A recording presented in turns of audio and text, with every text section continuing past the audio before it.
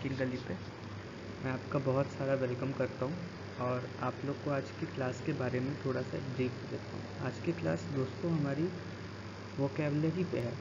हम लोग हमेशा बात करते हैं कि मैथ्स स्ट्रॉन्ग कैसे करें, रीजनिंग स्ट्रॉन्ग कैसे करें, लेकिन हम लोग भूल जाते हैं कि हमारा एक सब्जेक्ट है इंग्लिश और करंट अफेयर्स और हम उस पर बहुत कम वर्क कर पाते हैं। मैं खुद आपको बता देता हूँ दोस्तों, मैंने काफ़ी सारे न्यूज़ दी हैं और मैंने उसमें एक चीज़ फेल्ट की थी कि मैं कितना भी कर लूँ, मैथ और रीजनिंग को एक लेवल तक ला करके मैं सस्टेन कर सकता हूँ। उसके बाद उसके ऊपर नंबर लाना बहुत मुश्किल होता है मैथ रीजनिंग में। लेकिन इंग्लिश एक ऐसा सब्जेक्ट है जिस पे बहुत सारा स्कोप है इम्प्रूवमेंट के लिए। बहुत सारी जगह हैं जहाँ आप गलती कर रहे हैं और उसको एक बार आप सही कर लेंगे तो आपके लिए इंग्लिश एक बहुत ही इजी और बहुत ही इंटरेस्टिंग सब्जेक्ट हो जाएगा। तो दोस्तों आज की क्लास है हमारी वोकैबुलरी के लिए, कैसे हम लोग अपनी वोकैब को बिल्ड करें और उसे लर्न करें। और दोस्तों इससे पहले हम आगे बढ़ें, हम एक बार बताना चाहेंगे कि दोस्तों वोकैबुलरी सिर्फ और सिर्फ रीडिंग से ही आती है और जितना आप रीड करेंगे उतना अच्छा होगा। और रीडिंग करने के लिए आपके पास बहुत सारे साधन हैं, जैसे कि एडिटोरियल्स हो गए, नॉवेल्स हो गई, न्यूज़पेपर हो गया।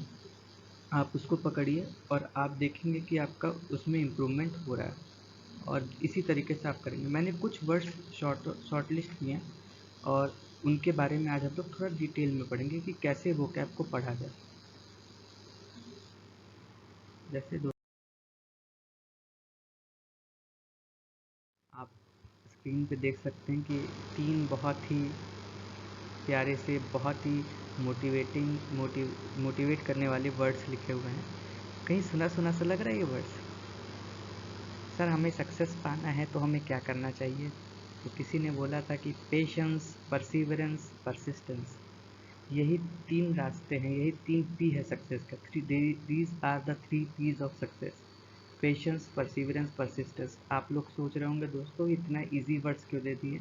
ये इजी वर्ड्स सिर्फ और सिर्फ आप लोग को एक ब्रीफ देने के लिए कि किस तरीके से आप वर्ड्स को आप अप्रोच करें ताकि आप उसको बेहतर अच्छे से अंडरस्टैंडिंग डेवलप कर सकें उस वर्ड्स के लिए।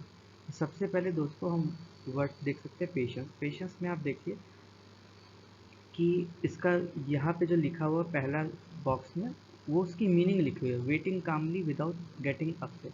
यानी हमें थोड़ा वेट करके कोई चीज़ को, यानी संयम बरतते हुए जब कोई चीज़ को काम करेंगे तो वो बहुत ही पेशेंटली काम होगा हमारा।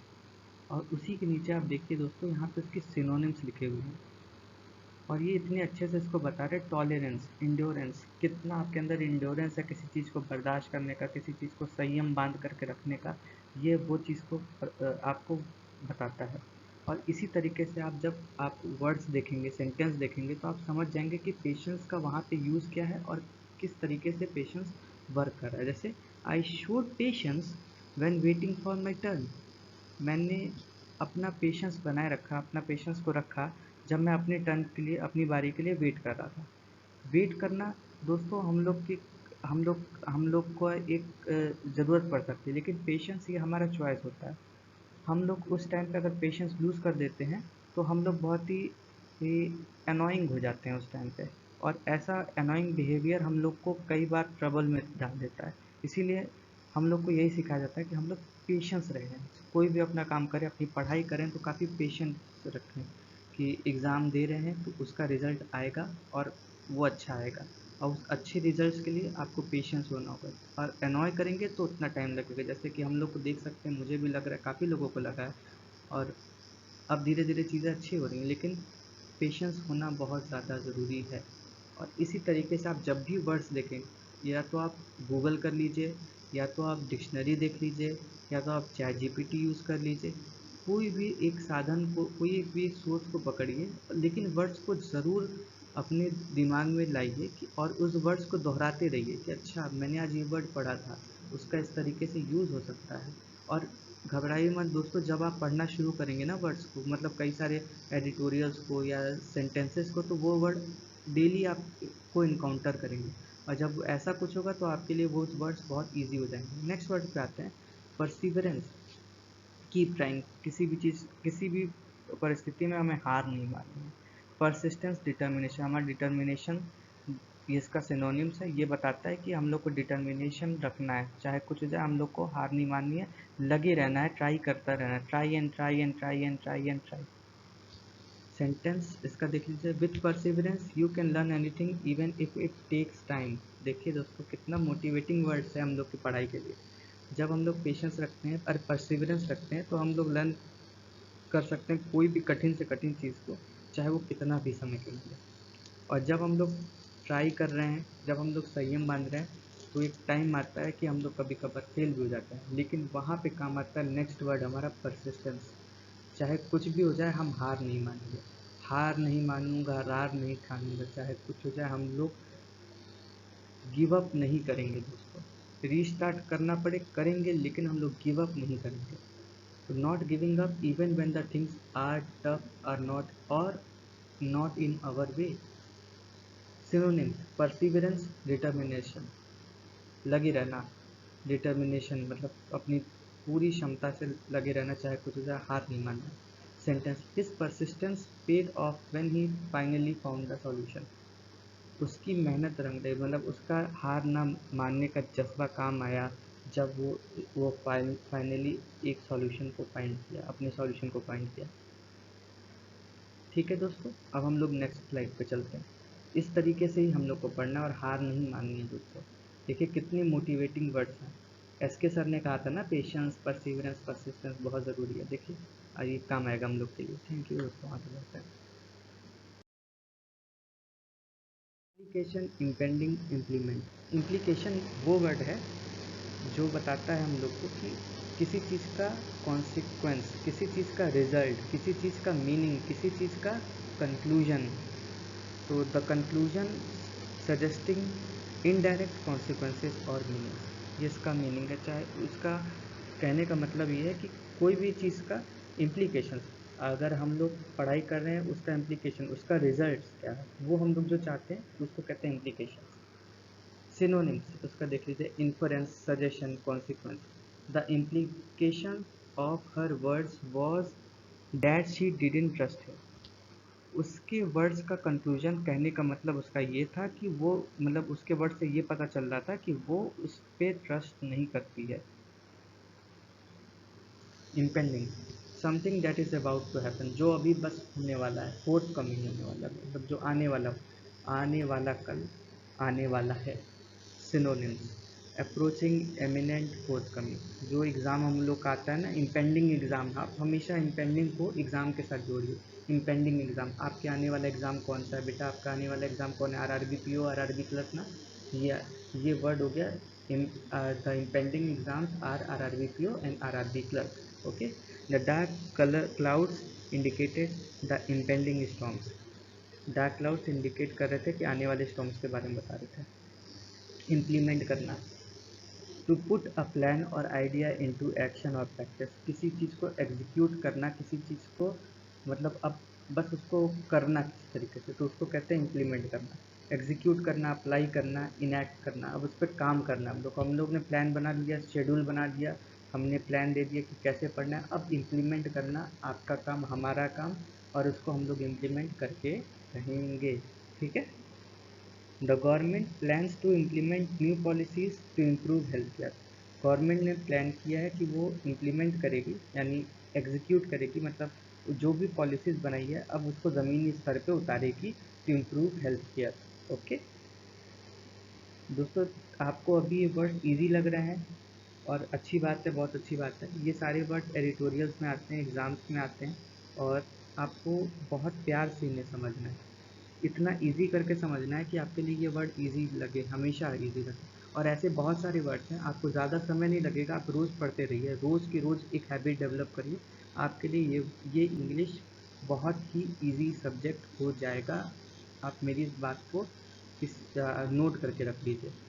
ठीक है, नेक्स्ट पे चलते हैं। कमिटमेंट, ए प्रॉमिस और dedication to a cause, activity और रिलेशनशिप।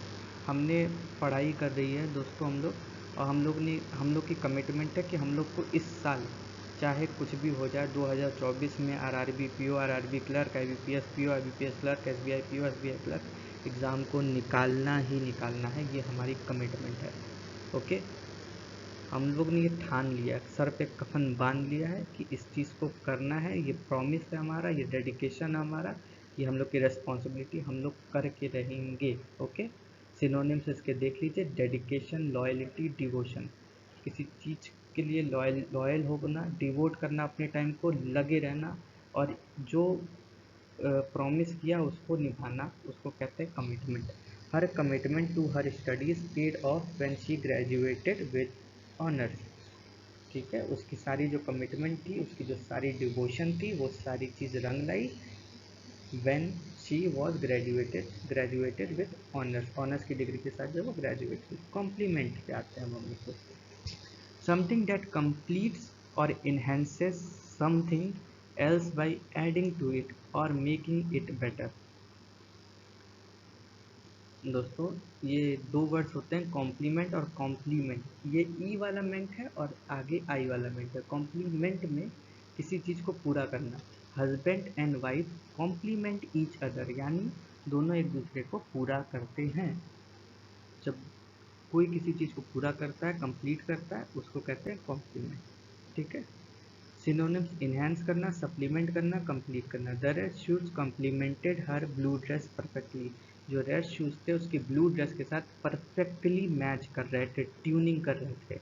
ओके, आजकल देख रहे हैं ना दोस्तों कि ट्यूनिंग का बहुत अच्छा ट्रेंड चल रहा है, तो ये वही चीज़ है।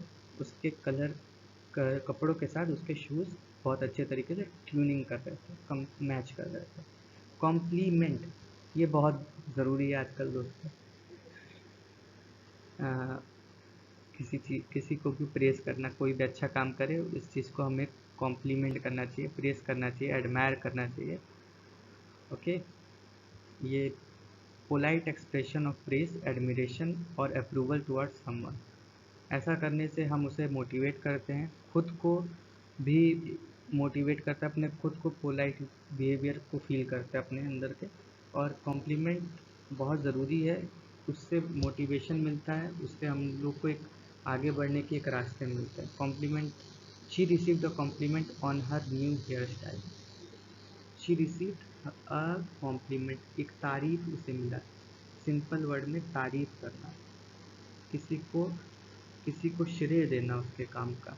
She received a compliment on her new hair style. Okay दोस्तों, ये दोस्तों हम लोग के कुछ वर्ड्स थे, हम लोग ने आज इसको डिस्कस किया। और इस तरीके से हम लोग खुद से एक एडिटोरियल पढ़ेंगे और उसमें वर्ड्स को देखेंगे और रोज़ पढ़ते रहेंगे, तो हम लोग के लिए एडिटोरियल पढ़ना बहुत आसान होगा। नेक्स्ट पे चलते हैं दोस्तों हम लोग। ये कोई वर्ड्स नहीं है, ये हमारे एक छोटा सा एडिटोरियल ही है। मैंने चैट जीपीटी के थ्रू इस एडिटोरियल को यहाँ पे लाया है। ये 50 वर्ड्स का है। इसमें आप देख सकते हैं कि हमारे 2 वर्ड्स तो यहाँ पे मिल गए इतनी आसानी से। मतलब मैं ये कहना चाह रहा था कि देखिए, हम लोग पढ़ते जब भी हैं ना, तो जो वर्ड हम लोग अभी पढ़े हैं वो देखिए वो वर्ड्स मिले, जो नहीं पढ़े हैं वो वर्ड्स भी यहाँ पे हैं। और ऐसे हम लोग को कितने सारे नए वर्ड्स यहाँ पे मिल रहे हैं। अगर हम लोग धीरे धीरे 1 वर्ड 2 वर्ड पिक करेंगे और उसको पढ़ते रहेंगे ना दोस्तों, हम लोग के लिए बहुत आसान हो जाएगा कि हम लोग वोकैब को इतने अच्छे तरीके से समझ सकें। जब आरसी हम लोग पढ़ेंगे बड़े बड़े, तो उस टाइम हम लोग वोकैब को बहुत अच्छे तरीके से समझ सकेंगे कि वो वर्ड वहाँ पे क्या कहना चाहता है। ठीक है दोस्तों, ये कहने का मेरा मतलब था। आप लोग वोकैब पे फोकस करें और जितना ज़्यादा से ज़्यादा समय दे सकें वोकैब को ज़रूर दें। और मैं आप लोग के साथ जुड़ा रहूँगा, आप लोग को सपोर्ट करूँगा, आप लोग को जो भी मेरे से बन सकेगा, जो भी मैं कर सकूँगा आप लोगों के लिए, मैं ज़रूर करूँगा। और मैं अपने लिए भी करूँगा, क्योंकि मेरा भी एग्ज़ाम है।